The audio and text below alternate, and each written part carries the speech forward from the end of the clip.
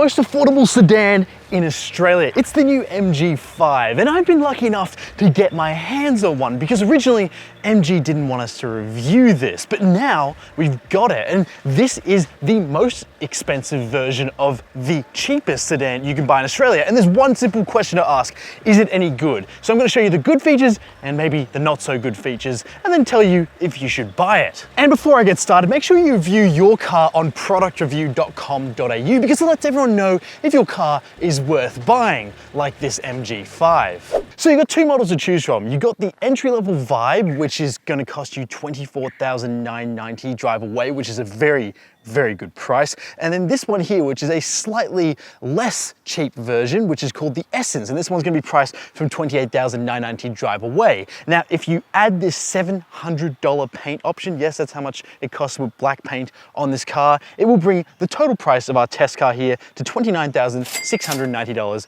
drive away. Now, if you don't need a turbocharged motor, a 7-speed dual clutch automatic gearbox, a sunroof, a 360-degree camera, a 6-speaker audio system with 3D sound effect, or a driver's seat electric adjustment, or a steering paddle shift, according to MG, then don't buy this version. Just save your money and get the Vibe. But if you want all those features that MG's offering, well, you should get this. Now, this turbocharged motor is a 1.5 litre 4-cylinder petrol motor, and it produces 115 kilowatts, which is about 156 horsepower. And then the torque figure isn't so great either. It's only 250 newton meters, but this isn't a very heavy car, so this actually does the job just fine. And it will send power just to the front wheels and then through that 7-speed dual clutch automatic. And then having a look in here, it's actually quite a lot of space, so it's not a particularly big motor for how big this engine bay is.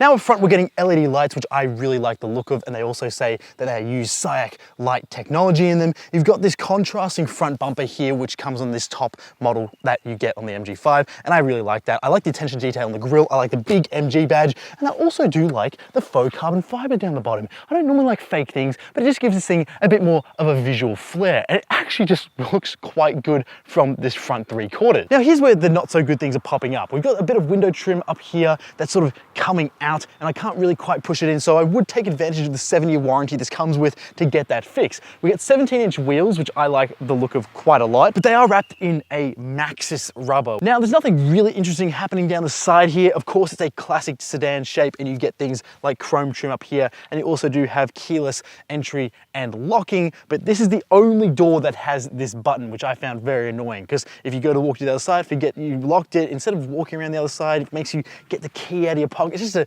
bit complicated. I don't know why we couldn't have just taken another door handle and put it on the other side with a button like that. Now there's no rear wiper, but you do get these really nice rear tail lights, which are LEDs, and they look fantastic. But I can't help but think that people at MG may have got a bit of inspiration from the Rolls-Royce Wraith, which isn't a bad thing because the rear 3/4 on this looks very nice, but it's also very reminiscent of that car there. Now you get an MG5 badge, and of course, to let everyone know you spent more money on the turbocharged motor, there's a big turbo badge there as well. And you also get some exhaust pipes, but these are very fake. Look, nah.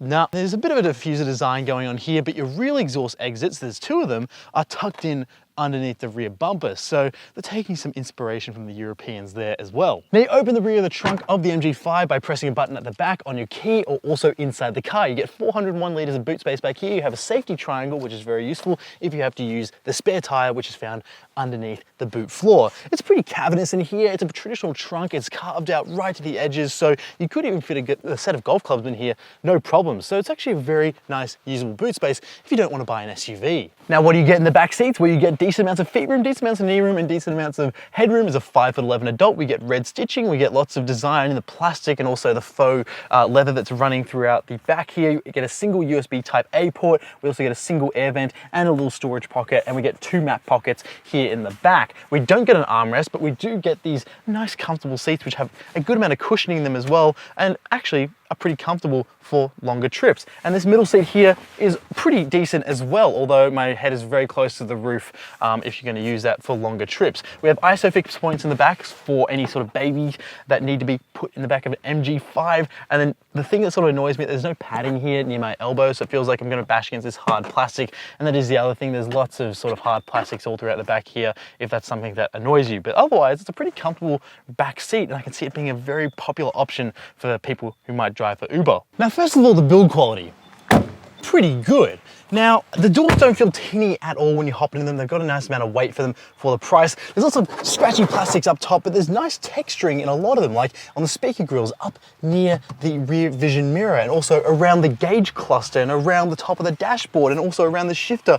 Even though there's lots of plastics in here, MG have gone to great lengths to make this thing feel less boring. There's a big start-stop button here over on the right-hand side. You put your foot on the brake pedal and everything comes alive. Now, we do have this 10-inch screen, which is facing towards us, which is kind of cool. And there's a little MG mascot wearing a racing helmet. So it sort of implies that this car is meant to be a sporty car, and it's giving us a peace sign the whole time. Yeah, you can't really get rid of that if you don't like him, too bad. Now, this screen here is very useful. It's got all the features you might need. You can feed video into it. You can watch pictures on it. You got your HVAC controls all in here. There's no physical controls for that, which is a bit annoying, but there is a hard button to jump to that menu if you need to. There's basic controls for your radio and media, and you've also got controls for your car, including lighting, and you can control the locking, your driver assist, but more importantly, your driver handling. You can go into here and you can actually go through and change modes like eco driving, stability control. You can go and can change your body stability control mode, so you can go into normal or sport, and you can change your steering feel from urban, normal, and dynamic. Now, we've also got a function to go into our phone, but there is no inbuilt navigation here. Now, if the radio turns on just like this, you have to hold down the volume buttons, which I find a bit annoying. I would have preferred a volume knob in here.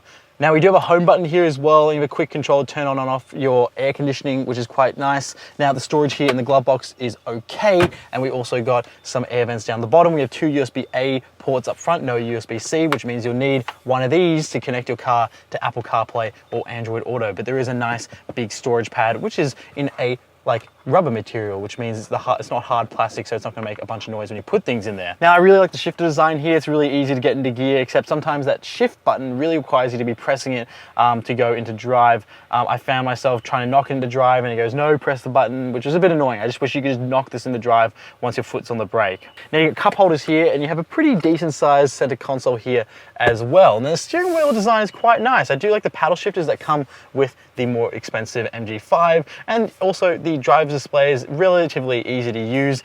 There's just a lot of menus to go through for a car at this price point. You have these LCD panels on either side to show you your revs, and also you can go through the driving dynamic management system, which shows your power in horsepower and your torque in newton meters. You can go through and time your 0 to 100 launch using the accelerate timing, is what it's titled here, system. And you can also go down and look at your trip information, and you can see your tire pressures, but not just any tire pressure, you can also see your tire temperatures according to MG, which is insane. And then you've also got other trip information, your battery as well, so you can see a voltage of your battery. And you've also got a thing called fuel efficient driving, which is a little dot that runs across an axis that has newton meters on the y-axis and then RPM on the x-axis, and then it will just float around there, and depending on where you land, that dot will depend if you're driving in economic driving, in dynamic driving, or intense driving. Now, what I found very annoying is that you do not have a telescopic steering wheel on this car. I just want it to come towards me a bit, which is a bit annoying. And then also the other thing as well is that the pedal box is set up as interesting, where my feet feel sort of raised up. I can bring myself back a little bit, which is fine, but then again, the steering wheel doesn't come with me, and that means that the footrest feels a little bit closer. I wish it was just pushed a little bit further away so I could sort of sink into the seat a little bit more. And so yeah, build quality for the price tag, pretty good. Everything's sort of buttoned down very nice. I think MG have done a pretty good job of making sure that everything feels nicely, tightly put together. And these seats as well are very nice to look at and also are quite comfortable as well. Now, the only issue I have is this faux leather just gives off like a new car smell. It kind of makes me a little bit ill. It's just very chemically. Oh, and if you shift down into drive and you pull it back again, it will put it into an S mode, just like the Germans do. But now it's time to find out if this thing is actually worth driving. So when you jump into this thing, it's pretty quiet. You can hear the purring of the motor underneath the bonnet. Well, we wouldn't really call it purring, it's more operational because this is more like an economy motor. Now we can go ahead here and actually shift ourselves into drive. You can see down the bottom where your gear indication is, and then you can tap the throttle and your electronic handbrake comes off. It's not as graceful as I would like it to be, but hey, it's all right.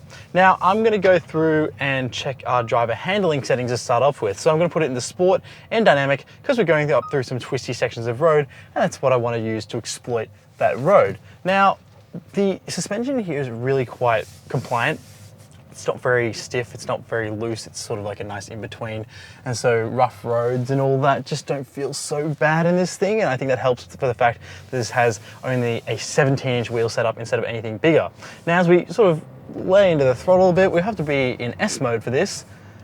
Yeah, we've got a bit of a weighty steering feel in this more sporty setup, and it's just pretty easy to get a flow going on here. Again, the telescopic steering wheel adjustment being non-existent in this car is kind of really annoying, but then as we get going, I sort of noticed that the gearbox does like to kick down a little bit, and it does take a bit of time, so it's not ultra responsive. Now if we use our gears here, I can see what gear we're in here. Now we're in second gear, and yeah, it's all right. It's a bit snappy, but is it giving you the engagement you'd hope from a...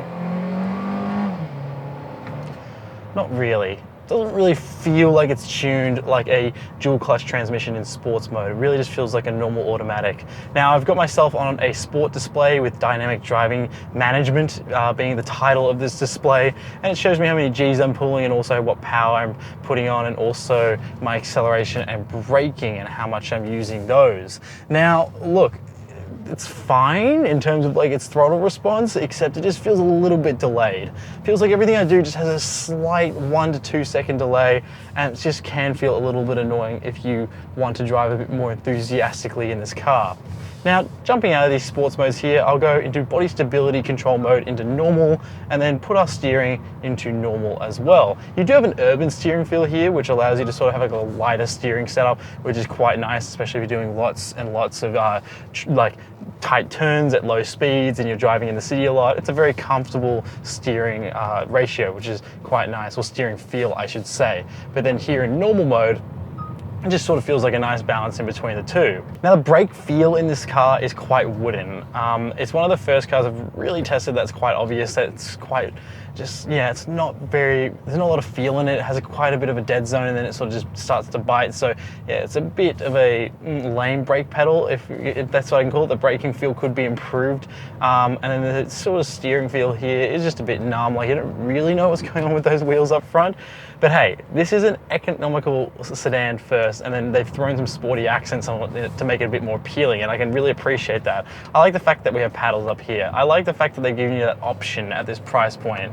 And I also like the fact that you can knock this gearbox into drive or go into a more sporty setting. You can really just feel like you've got a bit more flexibility and a bit more customization in your driving experience than just a normal, boring, economical sedan might offer. Now the seating position here is all right. I have a nice visibility out the front here, pretty good side windows, but I do find these wing mirrors to be a tiny bit too small, and the fact that they don't have blind spot monitoring is really quite annoying. Also, another annoying thing, we don't have radar cruise control here. We only have a basic cruise control function, which is fine. At least we get cruise control, which I don't have on my personal car, so that's a nice big plus there. And then there's no heads-up display of any sort. It's just, you know, a pretty basic interior, but I do like looking at this interior quite a lot. You have to spend more time inside your car than out of it, and so really this is where all that design matters the most to me, and I think it looks quite nice in here and does feel like a good sense of occasion. Now, I do feel like I'm sitting a bit upright. I would like to go lower down, but my seat won't let me, and then I can't really get quite comfortable again with no telescopic adjustment on the steering wheel, which is just something I find really annoying in some MGs.